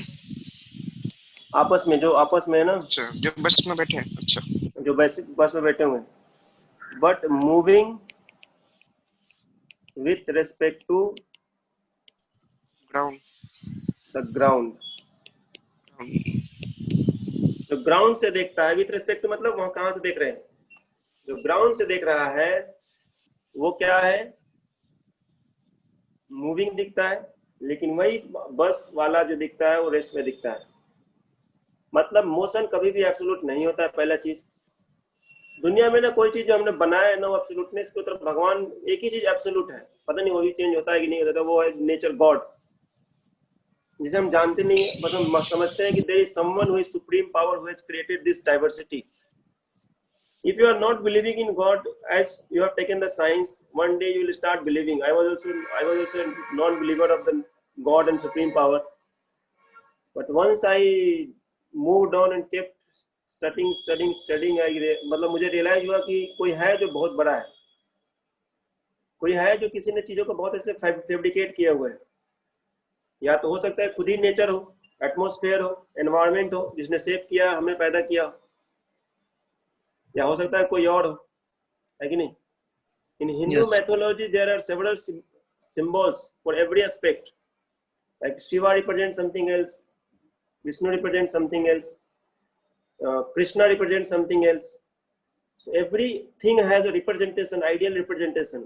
Like ideal gas के बारे में सुना होगा ना आपने, उसी तरह से हमारे यहाँ हर चीज के लिए, हर बिहेवियर के लिए एक कहानी है। अब वो है या नहीं अलग चीज है, उसका प्रूफ है कि नहीं, but there is an ideal representation of everything. Ram है, then there is a Ravana also, which symbolizes that even though you have so much of knowledge, that can lead you to some other way also. Clear? तो अलग अलग चीजें हैं, बहुत सारी चीजों का सिंबलाइज किया हुआ है, इसमें कोई हर्ज तो नहीं है, बहुत कहानियां हमारे पास सुनने के लिए। सबका अपना अपना इंपॉर्टेंस है, सबका अपने अपने जगह पे अकॉर्डिंगली बनाया गया। इसलिए किसी भी धर्म को कुछ कर नहीं रहे। Every dharma is equal. If you read the literatures and their scripts, सबको पता चलेगा सब कुछ एक ही बात बोलता है, कहने का तरीका अलग अलग, ठीक है। तो सब कुछ रिलेटिव है। हम भगवान की तरफ नहीं जाना चाह रहे हैं, हमें फिजिक्स पढ़ना है, तो छोटा सा पार्ट पढ़ रहे हैं भगवान का बनाया हुआ, नेचर का बनाया हुआ चीज, कि जो हमें दिखता है वो हो सकता है वो किसी और को कुछ और दिखता हो, कोई और कुछ और दिखता हो। मतलब हम जो देख रहे हैं बस एक इल्यूजन कह लो मात्र, जो हमें दिख रहा है, हमें परसीव हो रहा है। बहुत सारे लोग एक ही चीज दिख रहे हैं, इसलिए कहते हैं कि नहीं ये परफेक्ट चीज है। सब लोगों ने आइडेंटिफाई किया है, सर्टिफाई किया है कि नहीं यहाँ यार ये रेस्ट नहीं कहेंगे, इसको मोशन ही कहेंगे। अगर किसी के रेस्पेक्ट में कोई मूव कर रहा है तो मोशन कहेंगे, और किसी के रेस्पेक्ट में कोई रेस्ट में है तो उसको रेस्ट कहेंगे। एब्सोल्यूट रेस्ट जैसा कुछ टर्म नहीं होता है, एंड एब्सोल्यूट मोशन जैसा कोई टर्म नहीं होता है। इसको दिमाग से निकाल दो आप।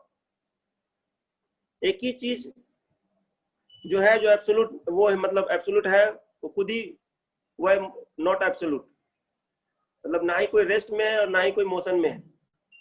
No body is in rest, no body is in motion, no body is longer, no body is shorter. It just depends on what is the standard. क्या है स्टैंडर्ड डिफाइन किया है आपने लंबा और नाटे का?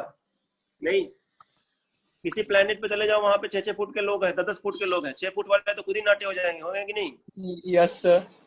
और हमारे यहाँ जो 6 फुट वाले होते हैं वो लंबे दिखते हैं, क्योंकि वो किसी के रिस्पेक्ट में बनाया हुआ है। 10 फुट वाला का घर उसी तरह से दरवाजा बड़ा होगा, उसी तरह से छतें बड़ी होगी, सब उसी तरह से डिजाइन होगा। नहीं, गुलिवर वाला कहानी सुना है ना आपने? गुलिवर की यात्राएं। एक बार बड़े ऐसी जगह पे चला जाता है जहाँ पे बहुत बड़े बड़े लोग होते हैं, वहां खुद वो छोटा दिखने लगता है। एक जगह ऐसे चला जाता है जहाँ पे बहुत छोटे छोटे लोग होते हैं, वो खुद ही पहाड़ जैसा बड़ा दिखने लगता है। ये कहानियां नहीं थी, कहीं ना कहीं आपको बताने। क्या बोल रहे हैं सर? मेन डिपेंड ऑब्जर्वर होता है कि वो कैसे देख रहा है, किस एंगल से, कहाँ से। ये डिपेंड करता है कि ऑब्जर्वर क्या है। मेरा होल आंसर बताने का तरीका बस यही है कि हम कहना चाह रहे हैं कि हर चीज डिपेंड करता है कहाँ से आ रहा है, कौन देख रहा है कि नहीं। जो भी आपको बचपन में कहानियां समझाया गया, सिखाया गया है, कहीं ना कहीं उसमें बहुत सारे पर्पस हुआ करते थे। हमें नहीं दिख रहा होता है उस समय, लेकिन एक आइडिया दिया जाता है दिमाग में, एक बचपना, एक कहानी की तरह बचपन में, क्योंकि हर चीज आप नहीं समझ सकते हैं। 9th-10th में ये रिलेटिव मोशन पढ़ाया जाए तो कुछ नहीं समझ में आएगा क्या चल रहा है, या कोई जो पढ़ रखा होगा पहले से उसे समझ में भी आ जाए। बहुत सारी चीजें नहीं समझ में आएगा आपको, ठीक ना। इसलिए बहुत सारी चीजों को अवॉइड करके गलत थोड़ा बहुत पढ़ा के, थोड़ा बहुत मैनिपुलेट करके समझा दिया जाता है। यहाँ जो पढ़ाया जा रहा है हो सकता है आगे जाके 12th क्लास, मतलब हायर क्लासेस में गलत हो जाए, ग्रेजुएशन में जाए गलत हो जाए, ठीक है। तो अपने हिसाब से जो हमें दिख रहा है ना, उसी के हिसाब से समझना है, मैथ को क्रिएट करना है और आगे बढ़ना है, और अकॉर्डिंगली शेप करते जाना है। तो फिर अगर रेस्ट और मोशन एब्सोल्यूट है ही नहीं, तो हम कैसे मैथ पढ़ेंगे पूरा का पूरा फिजिक्स? कैसे समझेंगे इसे एक एक चीज को? इसके लिए हमें क्या करना पड़ेगा? किसी एक को हम स्टैंडर्ड मानना पड़ेगा। बिना स्टैंडर्ड माने हुए हम नहीं पढ़ सकते हैं, नहीं जा सकते हैं। तो हमने स्टैंडर्ड माना है, स्टैंडर्ड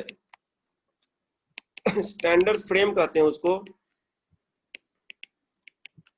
फ्रेम मतलब जहां से देख रहे हैं, इसके बारे में खूब बात करेंगे रिलेटिव वेलोसिटी में, अभी कुछ नहीं बोलते हैं। फ्रेम मतलब ऑब्जर्वर और ऑब्जर्वर बोल सकते हैं। उस फ्रेम को बना गया, उसको क्या माना गया, स्टैंडर्ड फ्रेम को बना गया earth is considered as stationery.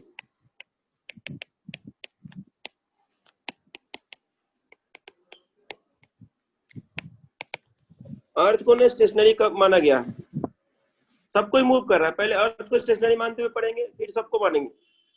तो एक एक चीज को समझने के लिए हमने एक एक चैप्टर पढ़ेंगे, पहले अर्थ को स्टेशनरी मान के पढ़ेंगे, फिर सबको मूव करा के लिए अलग चैप्टर पढ़ेंगे। लगभग 3 से 4 चैप्टर पढ़ना है अपने को, बस इस चीज को, आइडिया को समझने के लिए कि रिलेटिव मोशन क्या होता है। ठीक है, रिलेटिव वेलोसिटी क्या होता है, कैसे रिलेटिव फ्रेम से हम देखते हैं। तो आपको ना 11th में लगभग 4 चैप्टर केवल बेसिक्स पढ़ने हैं। कौन कौन से, रेक्टिलिनियर मोशन चैप्टर्स कौन कौन से इन्वॉल्व होंगे इसमें, एक होगा रेक्टिलिनियर मोशन, रेक्टिलिनियर मतलब सिंगल वन डायमेंशन, दूसरा होगा प्रोजेक्टाइल मोशन, एक अलग से चैप्टर ही पढ़ेंगे जिसे बोलते हैं रिलेटिव मोशन, इन दोनों को मिला के पढ़ेंगे एक। फिर आएगा एक न्यूटन्स लॉज ऑफ मोशन जो फोर्स एस्पेक्ट को समझाएगा, इनको बोलते हैं काइनेमेटिक्स। इन 3 चैप्टर को, इन 3 चैप्टर को बोलते हैं काइनेमेटिक्स। इसको लेकर चले जाते हैं डायनामिक्स में। ऐसा बड़ी फैसिनेटिंग लगता है सुनने में कि काइनेमेटिक्स डायनामिक्स पढ़ रहे हैं, थोड़ा लिख लो इसको। लोगों को बोलोगे तो लगता है कि बहुत बड़ा बड़ा चीज पढ़ रहा है, कुछ ऐसा है नहीं, नाम दिया हुआ है बस, से आपका और हमारा नाम उस तरह से नाम दिया गया। काइनेमेटिक्स क्यों कहते हैं, डायनामिक्स क्यों कहते हैं, पूरे ब्रांच को आगे भी पढ़ना है, फ्रिक्शन पढ़ना है, लेकिन फ्रिक्शन नहीं जानेंगे अभी। ये 4 चैप्टर बेसिक्स है समझने के लिए, फ्रिक्शन अपने आप समझ में आ जाएगा। इन सारे चीजों को हम मैकेनिक्स बोलते हैं। मैकेनिक्स वो ब्रांच ऑफ साइंस है, फिजिक्स है, जिसमें हम लोग ऑब्जेक्ट के रेस्ट, मोशन और फोर्स के एनालिसिस करते हैं। ठीक है,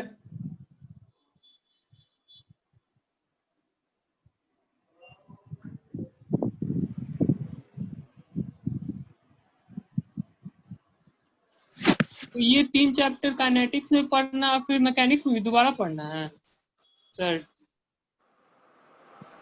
अरे सबको ब्रांचिंग किया हुआ है, इसको काइनेमेटिक्स का नाम दिया गया, पूरा का पूरा यहाँ से हम मैकेनिक्स बोलते हैं, इस पर्टिकुलर को डायनामिक्स बोलते हैं। ओके तो मैकेनिक्स का 2 पार्ट है,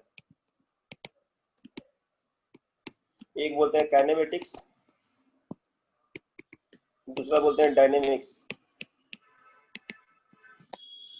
काइनेमेटिक्स का मतलब होता है जिसमें मोशन हो रहा है, उसका कॉज नहीं पता है, cause of motion is not known. बिना जाने हुए कि मोशन क्यों हो रहा है हम पढ़ते हैं, बस मोशन हो रहा है, इसमें cause of motion is known.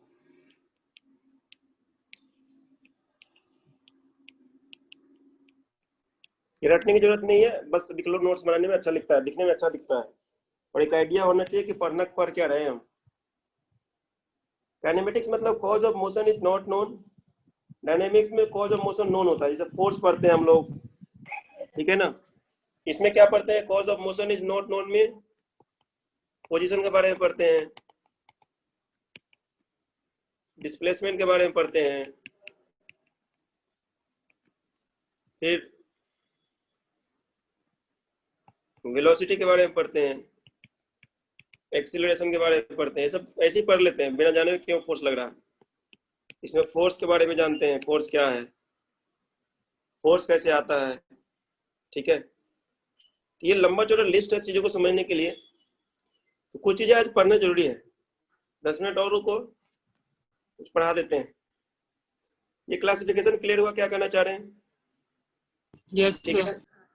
तो इन सारी चीजों को समझने के लिए, आगे की फिजिक्स को समझने के लिए, जो भी आगे की बातें आएंगी, friction, circular motion, centre of mass, rotation, SHM, wave, जितने भी चीजें पढ़ना है अपने को, इन सब चीजों में इन्वॉल्व है, इन्हीं 5 चैप्टर में इन्वॉल्व है, 4 या 5 चैप्टर में।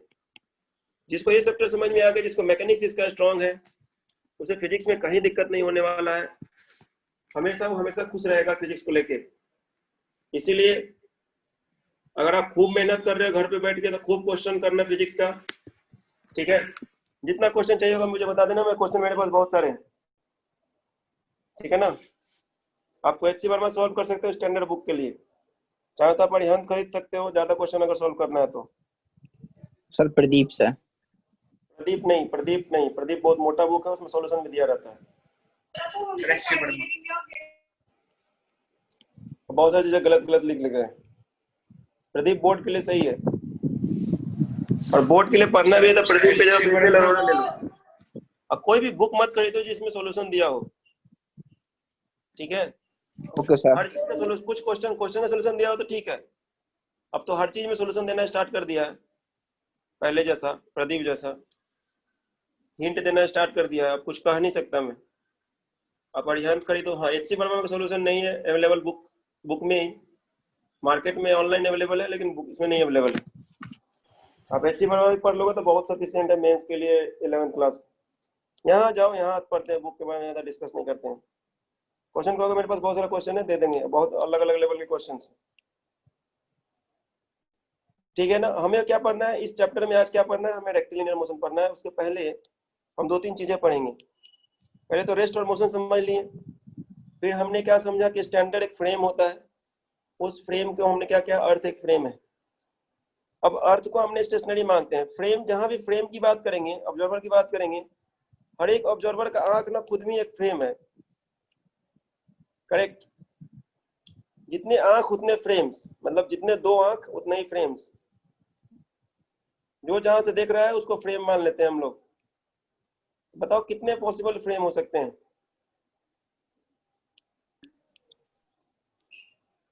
जमीन पे रहता हुआ भी बहुत सारे फ्रेम है,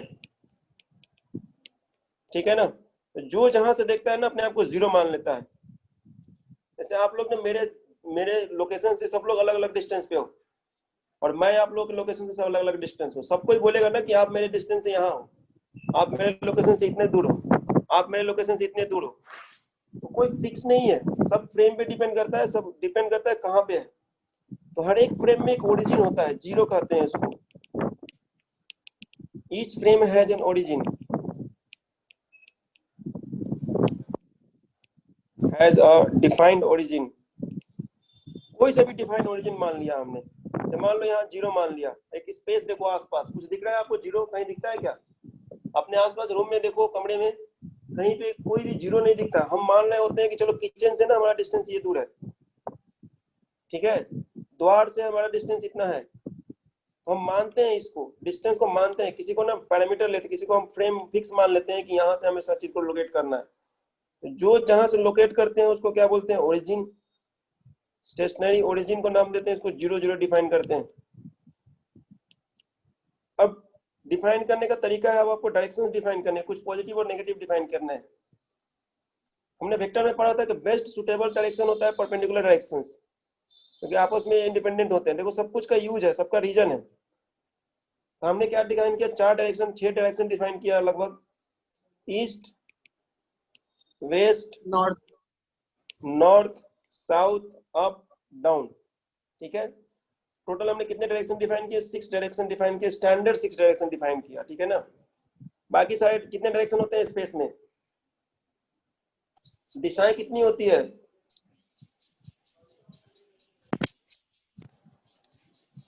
क्वेश्चन कैसे बताओ, कितने डायरेक्शंस होते हैं स्पेस में? एक पॉइंट से कितने डायरेक्शन निकल सकता है? इन्फिनिटी।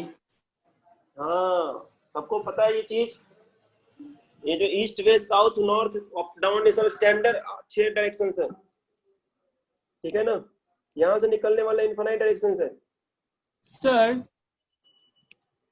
एक हाँ, सवाल, तो हम लोग पृथ्वी पे नॉर्थ साउथ ईस्ट वेस्ट नापते हैं, तो स्पेस में तो नॉर्थ साउथ ईस्ट वेस्ट नहीं होता होगा? कुछ नहीं होता वहां पे, वहां अलग डिफाइन करने का तरीका है। देखो उसको क्या नाम कहते हैं, वहाँ कोऑर्डिनेट होता है शायद। कोऑर्डिनेट होता है लेकिन उसका एक अलग नाम है। कोऑर्डिनेट वही ईस्ट वेस्ट ही है कोऑर्डिनेट, वहाँ दूसरा ही डायरेक्शन के लिए होता होगा। उसका अलग एक यूनिट होता है। देखो एस्ट्रोफिजिक्स में आता है वो सब, अभी पढ़ाया था।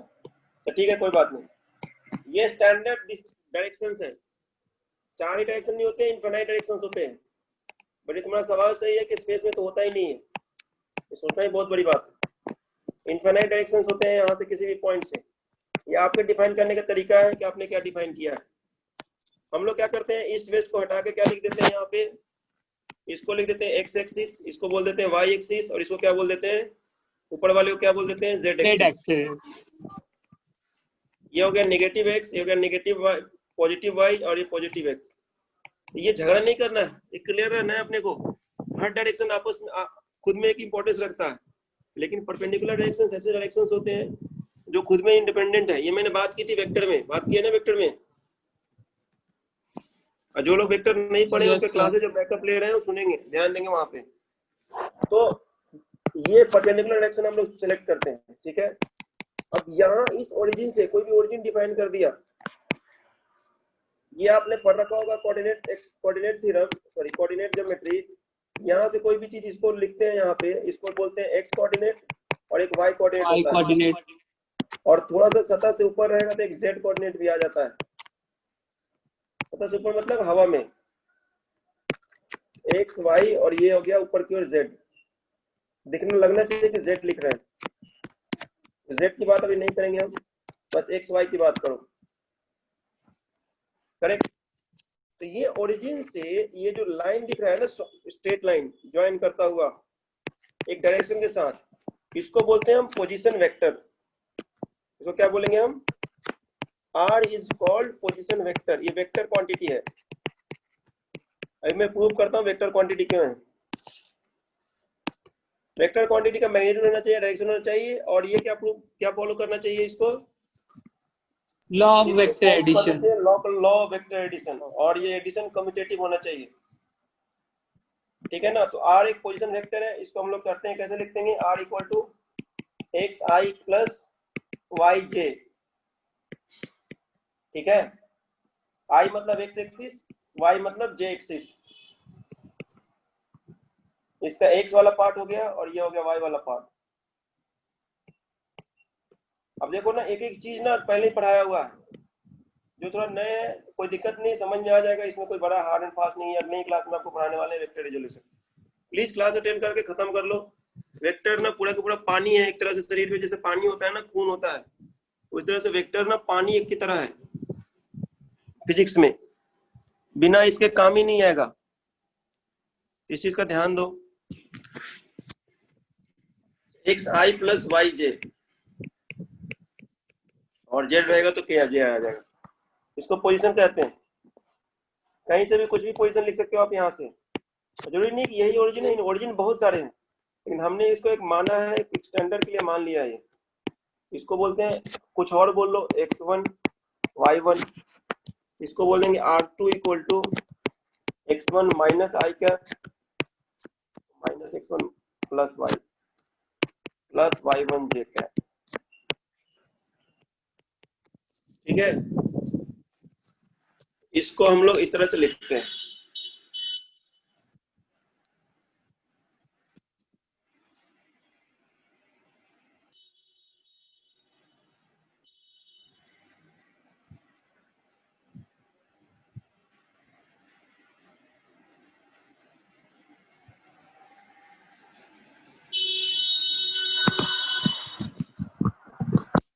इसको बोल दिया हमने पोजीशन।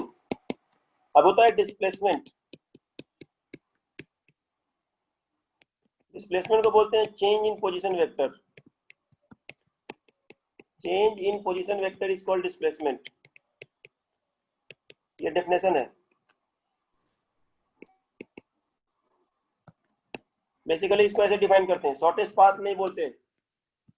किसी भी वेक्टर को डिफाइन करने के लिए स्केलर का, केवल स्केलर का सहारा लेकर नहीं डिफाइन कर सकते हैं, गलत है कहना। पोजीशन के बाद वेक्टर लिखेंगे ना। पोजीशन तो खुद वेक्टर है ही। Change in position is called displacement.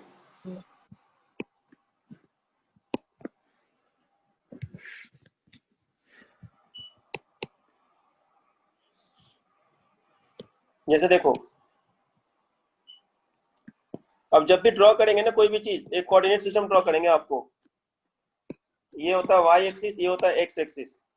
कोई मान लो यहाँ था, तो अब ये नहीं भी होता ना कोऑर्डिनेट, तो भी आदमी यहाँ से मूव कर सकता था, डिस्प्लेस हो सकता था ऐसे।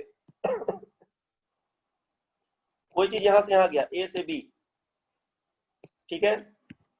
क्या इसमें जरूरत है कोई भी कोऑर्डिनेट सिस्टम का? बस ए से बी गया, ए को ना एक ओरिजिन मान लो, बी को मान लो ये, लेकिन नहीं, मेरा मन कर रहा है कि नहीं, ए को ऐसे नहीं करेंगे हम, ए को कहेंगे कि तुम भी कहीं ना कहीं थे। तो मान लो ये पोजीशन ऑफ ए हो गया, ये आर ए, और ये कितना हो गया, आर बी। इसको बोलते हैं position of B with respect to A. ठीक है, ये लिखो यहाँ पे, इसको बोलते हैं डिस्प्लेसमेंट वेक्टर। इसको बोलते हैं डिस्प्लेसमेंट भी बोलते हैं, पोजीशन भी बोलते हैं। आरबी को ना सर, आरबी को नहीं, ये से बी तक गया है ना, उसको डिस्प्लेसमेंट बोलेंगे।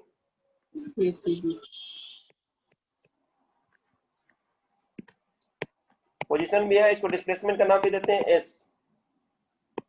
आप कह सकते हो ए से बी तक का डिस्प्लेस होना। पोजीशन का एक अलग आइडिया है, डिस्प्लेसमेंट का एक अलग आइडिया है। ठीक है, देखो ये triangular law of vector addition को ऐड कर रहा है क्या, r A plus this vector is this vector. कोई आदमी Yes. यहां से यहां गया, फिर यहां से यहां आया, देखो इसका फाइनल पोजीशन ये हो गया। Yes sir. तो हम बोल सकते हैं R A plus R B A vector equal to R B vector. ये पोजीशन एक वेक्टर क्वांटिटी है। First proof, first of all it has a direction, magnitude, and it is following the triangular law of vector addition also.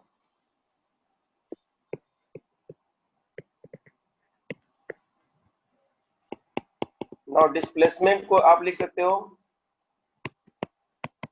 position vector from initial point to final point। ये भी एक तरीका है लिखने का।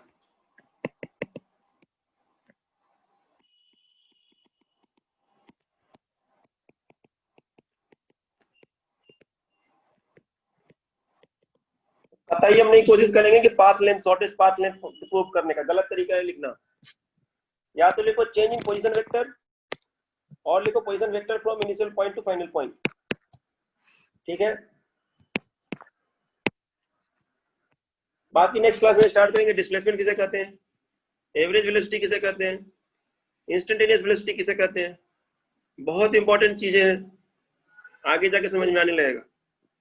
जैसे इन लोगों का वेक्टर खत्म हो जाएगा तो आपको थोड़ा सा ना क्लास में डे के हिसाब से चेंज कर देंगे। वेडनेसडे और संडे को नहीं रख के संडे को कोशिश करेंगे फ्री रखने के लिए, सैटरडे को क्लास लेंगे, और या किसी दिन में ट्यूसडे या थर्सडे को एक लेके, ट्यूसडे थर्सडे सैटरडे इस तरह से क्लास रख के आपका फ्री रखेंगे आपके जो भी है। जिनको मैथ में क्लास करना हो बता देना, ठीक है ना, और बाकी तो पता ही है सबको। चलो thank you so much. Recording आपको मिल जाएगा ग्रुप में, लेकिन समय लगता है रिकॉर्डिंग में इसको थोड़ा सा रिट्रीव करने में। सर पीडीएफ भेज दीजिएगा सर इससे पहले वाले क्लास का, रेस्ट एंड मोशन से।